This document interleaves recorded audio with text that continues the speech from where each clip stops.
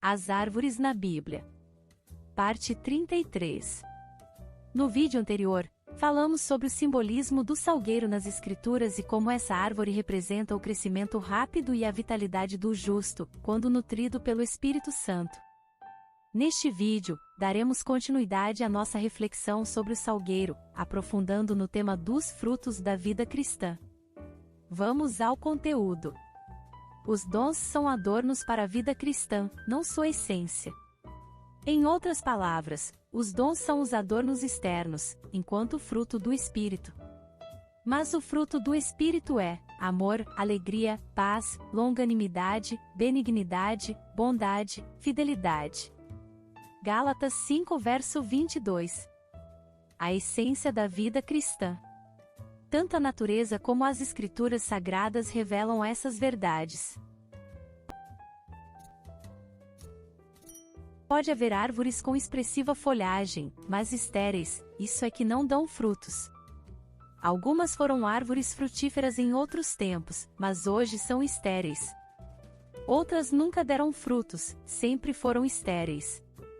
Jesus deixou-nos esse exemplo. Ao visitar certa árvore, figueira, não encontrou nela frutos, mas apenas folhas.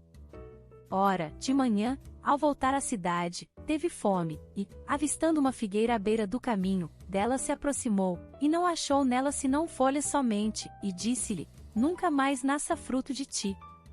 E a figueira secou imediatamente. Quando os discípulos viram isso, perguntaram admirados: como é que imediatamente secou a figueira? Mateus 21 verso 20.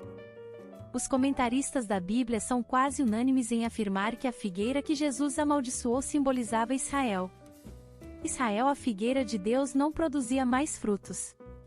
Assim como aquela figueira, muitos cristãos hoje não produzem mais frutos, vivem apenas de aparência.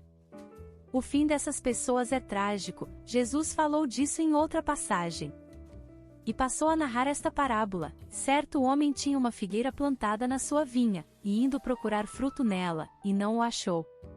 Disse então ao viticultor: eis que há 3 anos venho procurar fruto nesta figueira, e não o acho, corta-a, para que ocupa ela ainda a terra inutilmente? Lucas 13 versos 6 e 7. João Batista também falou sobre o destino das árvores infrutíferas: e já está posto o machado à raiz das árvores, toda árvore, pois que não produz bom fruto, é cortada e lançada no fogo. Mateus 3 verso 8. A frutificação da árvore. A expectativa de todo agricultor ao cultivar uma plantação são os frutos. Uma árvore não será louvada por produzir espessa folhagem ou ramos. Isso pode ser admirável, desde que conceba a ideia dentro de sua respectiva fase. Uma árvore frutífera só será louvada quando produzir frutos.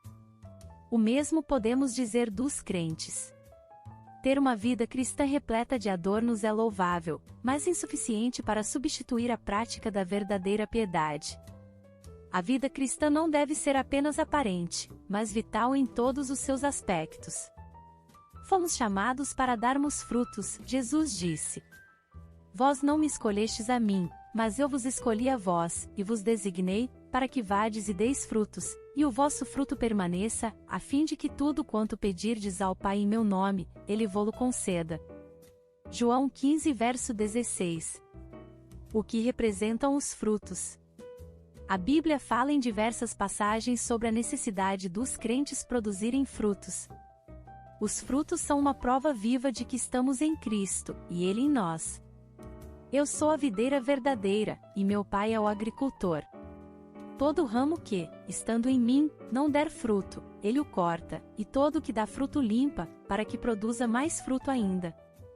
Vós já estáis limpos pela palavra que vos tenho falado, permanecei em mim, e eu permanecerei em vós. Como não pode o ramo produzir fruto de si mesmo, se não permanecer na videira, assim, nem vós o podeis dar, se não permanecerdes em mim. João 15 do verso 1 ao 4. Mas afinal, o que são esses frutos?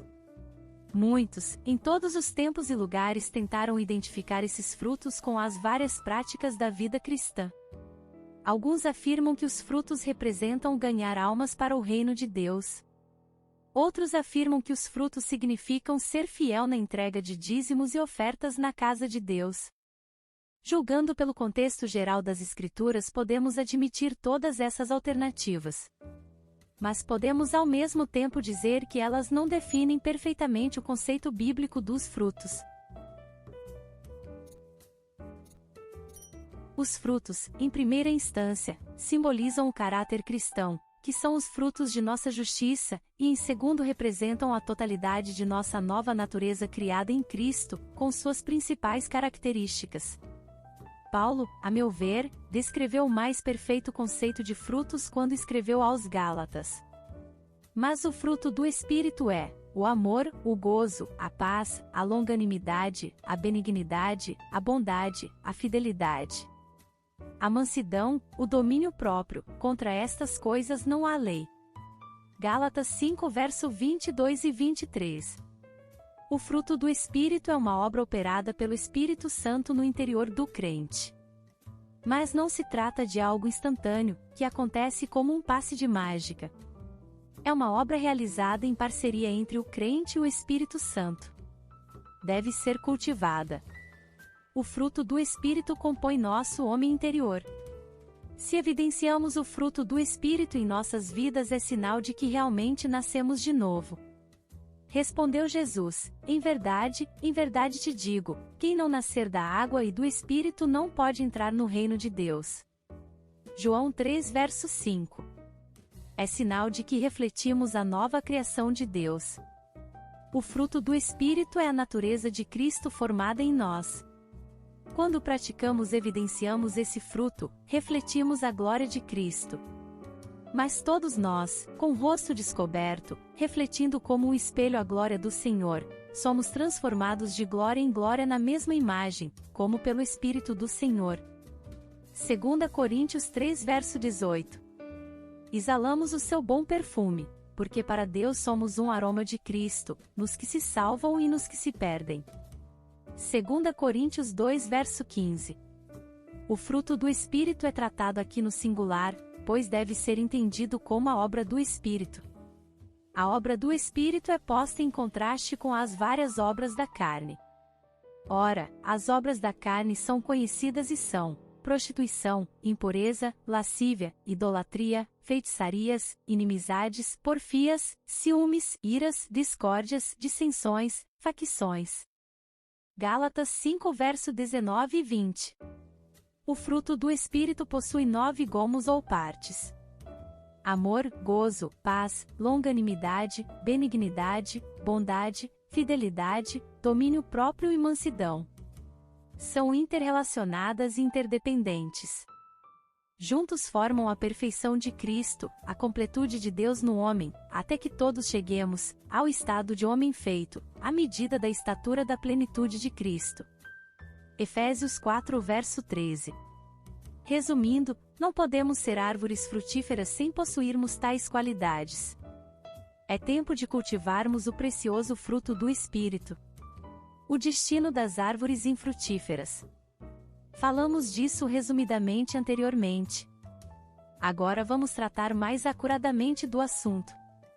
A Bíblia fala de um Deus de amor, ao mesmo tempo em que fala dele como Deus de juízo. Isso não significa que Deus possua duas facetas, mas que possui características que aparentemente são contraditórias.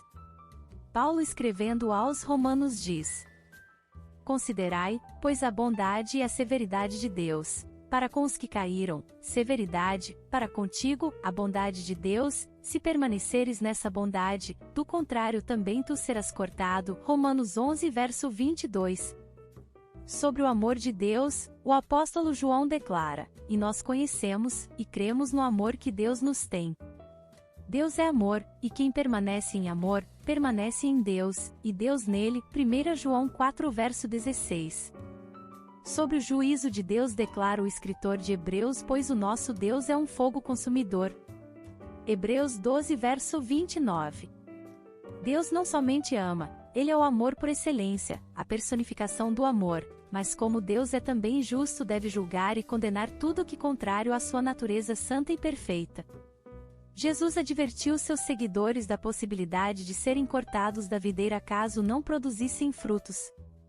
Se alguém não permanecer em mim, será lançado fora, à semelhança do ramo, e secará, e o apanham, lançam no fogo e o queimam. João 15 verso 6. Paulo escrevendo aos Romanos afirma que Israel, os ramos naturais da videira foram cortados, porque não produziram frutos.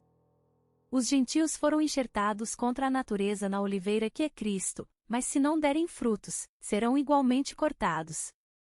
Se, porém, alguns dos ramos foram quebrados, e tu, sendo oliveira brava, foste enxertado em meio deles e te tornaste participante da raiz e da seiva da oliveira, não te glories contra os ramos, porém, se te gloriares, sabe que não és tu que sustentas a raiz, mas a raiz, a ti. Dirás, pois, alguns ramos foram quebrados, para que eu fosse enxertado. Bem, pela sua incredulidade, foram quebrados, tu, porém, mediante a fé, estás firme. Não te ensoberbeças, mas teme. Porque, se Deus não poupou os ramos naturais, também não te poupará. Romanos 11 do verso 17 ao 21. Essas referências falam de uma rejeição de Deus, ocasionada não por questões de escolha de Deus, mas de escolha pessoal de cada um. Deus na verdade não rejeita ninguém. Porém eu já vos disse que, embora me tenhais visto, não credes. João 6 verso 37. As pessoas que se auto-excluem da comunhão com Deus. Se estamos ligados a Cristo, como um ramo ligado à videira, temos condições de produzir toda sorte de frutos no reino de Deus, e temos acesso a todas as bênçãos espirituais por intermédio do Espírito Santo. Mas se estamos desligados, nosso fim é trágico, cedo ou tarde seremos cortados da presença do Senhor. Não é mais tempo de brincarmos de ser crentes, é tempo de nos despertar para essa realidade. Não podemos esquecer que Deus é amor, mas também é fogo consumidor. Obrigada por assistir até aqui, não percam os próximos vídeos. Graça e paz, irmãs e irmãos.